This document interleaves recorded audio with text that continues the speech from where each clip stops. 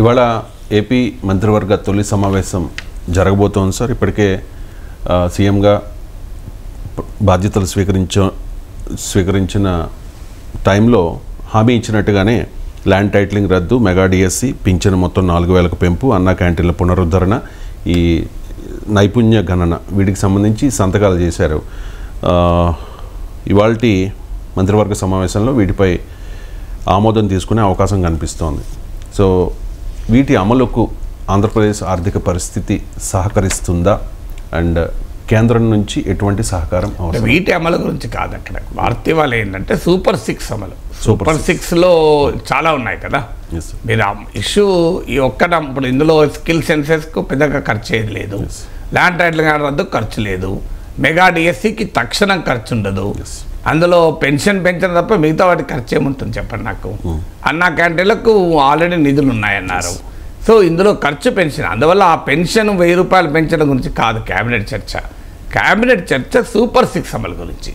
So super 6ను ఎలా అమలు చేయాలి అనే దానిపైన ఒక కసరత్తు ఈ క్యాబినెట్లో జరుగుతుంది అని జరగాల్సింది కూడా. ఎందుకంటే ఛాలెంజ్ ఏంటి అంటే జగన్మోహన్ రెడ్డి ప్రభుత్వము 2,70,000 కోట్లు ఖర్చు పెట్టింది అని జగనే చెప్పుకున్నాడు. ముఖ్యమంత్రిగా నేను బటన్ నొక్కి 2,70,000 కోట్లు ప్రజల అకౌంట్లో వేశాను అంటే సంవత్సరానికి 54,000 కోట్లు వస్తుంది. ఎందుకంటే మన బడ్జెట్ 5 ఏళ్ళకు ఉండదు, మన బడ్జెట్ ఏడాదికి ఉంటుంది.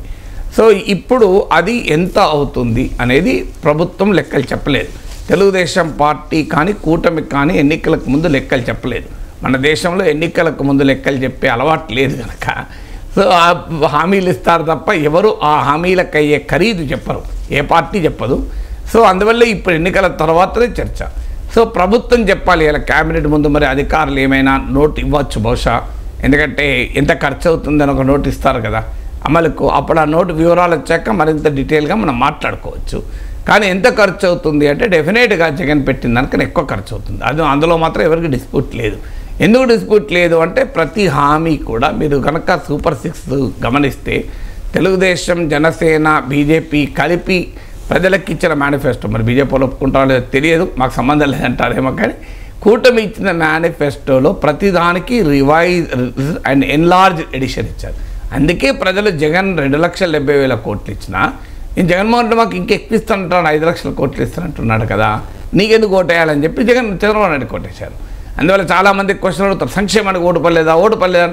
ఓటు పడింది అయ్యా సంక్షేమానికి, కానీ సంక్షేమం అంతకన్నా ఎక్కువ ఇస్తామన్నప్పుడు ఇప్పుడు మీరు ఒక చాక్లెట్ ఇస్తానంటే ఒక పాప మీ దగ్గరికి వస్తుంది, ఇంకోతో 2 చాక్లెట్లు ఇస్తాను అనుకున్నాడు పోతుంది కదా పాప కదా. సో ప్రజలు కూడా చిన్న పాపలు లాంటి వాళ్ళు. సో అందువల్ల చంద్రబాబు నాయుడు ఇచ్చిన హామీ ఇప్పుడు 3,000 పెన్షన్ 4,000 అన్నాడు, వాలంటీర్ల జీతం 5,000 కాదు 10,000 అన్నారు. మీరు పిల్లలు చదువుకునే పిల్లలు జగన్ ఒక్కరికి ఇస్తే మేము 2కి ఇస్తామన్నారు. రైతు భరోసా కింద పెంచి 20,000 ఇస్తామన్నారు. సో ఇలా ప్రతి ఒక్కటి పెంపకమే ఉంది, మీరు ఏది తగ్గించలేదు. అదనంగా ఉచితంగా మహిళలకు ప్రజా రవాణా అన్నారు. అలాగే 20 లక్షల ఉద్యోగాల కల్పన అన్నారు. ఉద్యోగాలు కల్పించినప్పుడు ఆటోమేటిక్గా అది ప్రభుత్వంలో కొన్ని కల్పించబడతాయి కనుక వాటికి ఖర్చు ఉంటుంది. లేదు ప్రైవేట్ రంగంలో కల్పించాలన్నా వాటికి అవసరమైన మౌలిక వసతులు ప్రభుత్వమే కల్పించాలి. అందువల్ల ఈ సూపర్ 6 ఎంత అవుతుందంటే నేను గతంలో కూడా చెప్పాను. హిందుస్థాన్ టైమ్స్ గ్రూప్కి చెందిన ప్రముఖ బిజినెస్ పత్రిక మింట్ 1,20,000 కోట్లు ఏడాది ఖర్చు అవుతుంది, 1.2 ట్రిలియన్ రూపీస్ అని లెక్కేసింది. సో అది ఒక ప్రాతిపదికగా తీసుకుంటే టిల్ ప్రభుత్వం ఒక ఎస్టిమేట్తో వచ్చేంతవరకు చూద్దాం, 1,20,000 కోట్లు ఖర్చు అవుతుంది. బడ్జెట్ నా అంచనా ఆంధ్రప్రదేశ్ రియలిస్టిక్ బడ్జెట్, చాలా బడ్జెట్లు ఇన్ఫ్లేట్ చేసి చెప్తారు కనుక ఒక 3 లక్షల కోట్ల బడ్జెట్ అనుకున్న ఒక 40% సూపర్ 6 అమలుకే వెళ్ళిపోతాయి. 40%. ఇక ఇది కాక కమిటెడ్ ఎక్స్పెండిచర్ ఉంటుంది. కమిటెడ్ ఎక్స్పెండిచర్ అంటే ప్రతి ఏడాదిలో రాష్ట్ర ప్రభుత్వం తప్పనిసరిగా చేయాల్సిన వ్యయం. ఉదాహరణకు ప్రభుత్వ జీతభత్యాలు ఉంటాయి, వాటికి ఎంత కమిటెడ్ మారదు కదా. డెట్ సర్వీసింగ్ బర్డెన్ అంటారు, అంటే అప్పులు వాటిపైన కట్టేటువంటి కిస్తీ. ఎందుకంటే ఇవాళ అప్పు మనకు 33 బిజినెస్ స్టాండర్డ్ పత్రిక ఇచ్చినటువంటి లెక్క చెప్తున్నాను. ఇవన్నీ in very respectable, non partisan, ఏ పార్టీకి సంబంధం లేని డైలీస్ కనుక వాటిని కోట్ చేసుకుంటున్నాను. సో అందువల్ల 32-33% ఆఫ్ జీడిపి ఉంది. సో చంద్రబాబు నాయుడు 5 ఏళ్ల పాలనలో అరౌండ్ 28% ఉంటే జగన్మోహన్ రెడ్డి అధికారంలోకి వచ్చాక అది 30-33% పెరిగింది. వాస్తవంగా జగన్మోహన్ రెడ్డి అప్పు చేసి ఖర్చు చేశాడు. నేను ఒక వీడియోలో కూడా చెప్పాను, అప్పు చేసి ఖర్చు చేశాడు, వాస్తవం అది. ఎందుకంటే చంద్రబాబు నాయుడు అరౌండ్ 28% ఎవరేజ్న జీడిపి పైన డెట్ చేస్తే చంద్రబాబు నాయుడు హయాంలో, జగన్మోహన్ రెడ్డి హయాంకి వచ్చే వరకు చివరి ఏడాదికి వచ్చే వరకు 30 to 33% ఆఫ్ జీడిపి అప్పయింది. సో ఇది 5% నియర్లీ పెరిగింది జీడిపిలో భాగంగా చూస్తే. మరి దీనికి తగ్గట్టు క్యాపిటల్ ఎక్స్పెండిచర్ పెరిగిందా అంటే as a percentage of total expenditure పెరగలే. తెలివిగా జగన్మోహన్ రెడ్డి తన ప్రజెంటేషన్లో కూడా అబ్సల్యూట్ నెంబర్స్ ఇచ్చారు. అబ్సల్యూట్ నెంబర్స్ ఇచ్చి చూడండి చంద్రబాబు నాయుడు టైం కన్నా నా టైంలోనే క్యాపిటల్ ఎక్స్పెండిచర్ అంటే మూలధన వ్యయము, income generating expenditure, development expenditure పెరిగిందని లెక్కలు చెప్పాడు. కానీ రియాలిటీ కాదు అది. ఎందుకంటే part of the total expenditure చూడాలి. ఇప్పుడు ₹1,00,000 ఉన్నప్పుడు పిల్లల చదువు పైన 10,000 ఖర్చు పెడితే, 2 లక్షలు ఉన్నప్పుడు కూడా నేను 10,000 ఖర్చు పెట్టినట్టు అది ఎక్కువ కాదు, 12,000 ఖర్చు పెట్టినట్టు ఎక్కువ కాదు, అది తక్కువ అవుతుంది. 20,000 ఖర్చు పెట్టాలి ల్యాంగ్ అయితే. ఎందుకంటే పిల్లల చదువు అంత కీలకం కనుక నీ ఆదాయం పెరుగుతున్న కొద్దీ పిల్లలకు మెరుగైన చదువు ఇవ్వాలి. అందువల్ల క్యాపిటల్ ఎక్స్పెండిచర్ తగ్గింది, రియాలిటీ ఇది. అందువల్ల దీన్ని సరిచేయాలన్నప్పుడు ఇక అదనంగా అప్పు చేసే పరిస్థితి చంద్రబాబు నాయుడుకి ఎంత వెసులుబాటు ఉంటుంది. ఎందుకంటే జగన్మోహన్ రెడ్డి అప్పులు చేసి నాశనం చేశాడని ఆరోపించారు కనుక, ఆల్రెడీ 33% ఆఫ్ జీడిపిగా చేరుకున్నది కనుక ఇక అప్పులు చేసే దానికి ఉండే స్కోప్ చాలా తక్కువ ఉంటుంది. ఖర్చులు మాత్రం ఇప్పుడు నేను చెప్పినట్టు 1.2 lakh crore సూపర్ 6 కమని ఉంటుంది. ఇది కాక చంద్రబాబు నాయుడుకు ఉండే అదనపు ఖర్చు ఏంటంటే అమరావతి. ఇది ఆల్రెడీ ప్రభుత్వం, రాష్ట్ర ప్రభుత్వమే 1,00,000 కోట్లు అవుతుంది అని అంచనా వేశారు. అఫ్కోర్స్ ఈ 1,00,000 కోట్లు వెంటనే అవసరం ఉండదు, దశల వారీగా అవసరం ఉంటుంది, కొంత జనరేట్ చేస్తుంది అంటున్నారు. బట్ ఏదైనా ఒక 10,000 కోట్లైనా ఏడాదికి అమరావతి పైన ఖర్చు పెట్టక తప్పదు. నేను చాలా తక్కువ ఎస్టిమేషన్ చెప్తున్నాను, వాస్తవంగా 20,000 కోట్లన ఖర్చు అవుతుంది. ఎందుకంటే నారాయణ మున్సిపల్ శాఖ మంత్రి పైన 2.5 ఏళ్లలో అమరావతిని పూర్తి చేస్తామని. సో 2.5 ఏళ్ళు అమరావతి పూర్తి చేయాలంటే ఏడాదికి ఒక 20,000 కోట్లు ఖర్చు పెట్టాలి. అంటే 1,20,000 ప్లస్ 20,000 1,40,000 కోట్లు ఈ ఖర్చు కాక కమిటెడ్ ఎక్స్పెండిచర్ కూడా పోగా అప్పుల పైన కిస్తీలు, జీతాలు, అనివార్యంగా మెయింటెనెన్స్ ఖర్చులు ఇవన్నీ ఉంటాయి. ఇవన్నీ పోగా మరి ఏం మిగులుతుంది డెవలప్మెంట్కు? ఎందుకంటే ఈ ప్రభుత్వం ఇచ్చిన హామీ ఏంటి? మేము సంక్షేమంపైనే దృష్టి పెట్టము, సంక్షేమంతో పాటు అభివృద్ధి చేస్తామని. మరి నిధులు ఎక్కడి నుంచి వస్తాయని అనుకున్నప్పుడు ఇంక ఇది కాక మీకు వాలంటీర్లకు 10,000 చేయాలి, కంట్రిబ్యూటరీ పెన్షన్ స్కీమ్ రద్దు చేసి ఓల్డ్ పెన్షన్ స్కీమ్కి వెళ్ళాలి. సో ఈ ఎక్స్పెండిచర్ కమిట్మెంట్స్ కూడా చాలా ఉంటాయి కదా. సో ఇవన్నీ రోడ్లు మరమ్మతులు చేయాలి. ఎందుకంటే వైసీపీని తిట్టింది ప్రతిపక్షాలు దీనిపైన, ప్రజలు కూడా భావించింది దానిపైన కదా.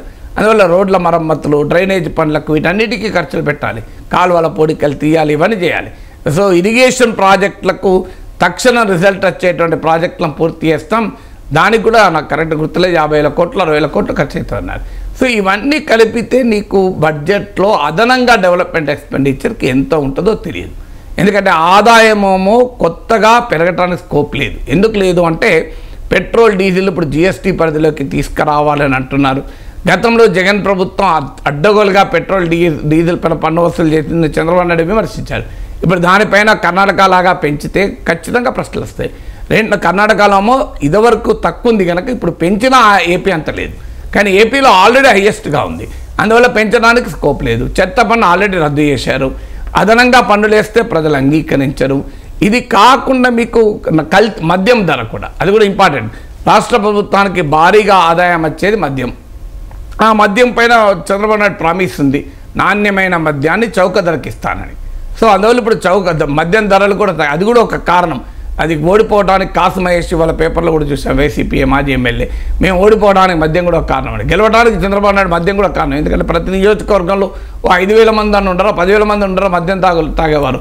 సో మాకు మద్యం ధర తగ్గుతుంది అంటున్నాడు చంద్రబాబు నాయుడు, క్వాలిటీ మద్యం ఇస్తామంటున్నాడు. అందువల్ల వాళ్ళు ఓట్లు వేస్తారా వేరా? అందువల్ల మందుబాబుల ఓట్లు కూడా ఈ కూటమి విజయానికి చాలా కీలకం. సో అందువల్ల అప్పుడు దాని రేటు తగ్గించాలి. ఇవన్నీ అయినప్పుడు ఎలా సాధ్యమవుతుంది? దీనికి చంద్రబాబు నాయుడు చెప్పిన సూత్రం ఏంటంటే సంపద సృష్టిస్తాను, నాకు అనుభవం ఉంది, ఆంధ్రప్రదేశ్ హైదరాబాద్లో సృష్టించానన్నాడు. Yes, we accept it. So సంపద సృష్టి వెంటనే బటన్ నొక్కితే రాదు, డబ్బులు ఖర్చు చేయడమో బటన్ నొక్కితే వస్తుంది. ఇప్పుడు 4,000 రూపాయలు ప్రతి ఒక్కరికి పెన్షన్ చంద్రబాబు నాయుడు బటన్ నొక్కుడే, వేరేదేం లేదు. కానీ సంపద బటన్ నొక్కితే సృష్టించబడదు. అందువల్ల ప్రజల ముందు జగన్మోహన్ రెడ్డి ప్రభుత్వం ఏం చేసింది 5 ఏళ్ళు అనేది పెడతారు. ఎట్లా నేను అడగాల్సిన అవసరం లేదు. ఇప్పుడు శ్వేతపత్రాలు ఇస్తూ ఉన్నారు. మనం అడగాల్సింది ఏంటంటే చంద్రబాబు నాయుడు గారు ఏం చేయబోతున్నారు, ఆయన దార్శనికత చూడాలని కుతూహలం నాకు కూడా ఉంది. ఎందుకంటే కేశవ్ కూడా చాలా అనుభవజ్ఞుడైన ఆర్థిక మంత్రి, నాకు వ్యక్తిగతంగా బాగా తెలిసిన వ్యక్తి. సో చాలా ఎక్స్పీరియన్స్ పబ్లిక్ అకౌంట్స్ కమిటీ చైర్మన్గా కూడా ఉండే. So what is the road head? ఒక ఫినాన్షియల్ గత ప్రభుత్వాన్ని విమర్శించుకుంటేనే కూర్చుంటే లాభం లేదు. మీరు ఏం చేయబోతున్నారు? మీ మేనిఫెస్టోను అమలు చేసడానికి 5 సంవత్సరాల ఫిస్కల్ రోడ్ మ్యాప్ ఏంటి? నేను అనేది రేపటికి అడుగుతలేను. 5 years of fiscal road map. నిరుద్యోగ భృతి ఇవ్వాలి, ప్రతి మహిళకు 1500 రూపాయలు ఇవ్వాలి.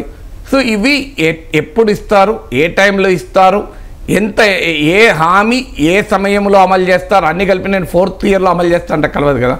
సో రీజనబుల్ టైంలో అమలు చేయాలి. దీనికి అయ్యే ఖర్చు ఎంత, రెవెన్యూ సోర్సెస్ ఏంటి, మరి పన్నులు వేయకుండా చేయాలి. కేంద్రమేమో రాష్ట్ర ప్రభుత్వ పన్నులు డబ్బులు ఇవ్వదు, కేంద్ర ప్రభుత్వం నుంచి తీసుకోవాలి. అమరావతికి ఒక 50,000 కోట్ల ప్యాకేజ్ తెచ్చుకుంటే అమరావతి ఖర్చు ఉండదు. అది ఇమీడియట్గా చేయాలి.